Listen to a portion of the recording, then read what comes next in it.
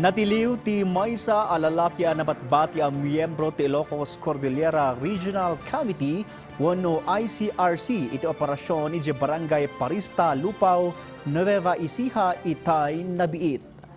Nabigbig da ito ay ani alias Ligon.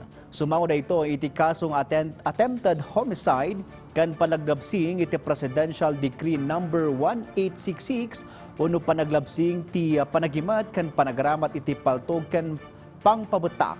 Ni alias Ligon kat sigod a miyembro ti Communist Terrorist Group ti kilusan larangang Guerrilla North Abra iti sidong ti ICRC nga adan operasyon iti Abra kan karaman iti AFP Periodic Status Report of Threat Groups.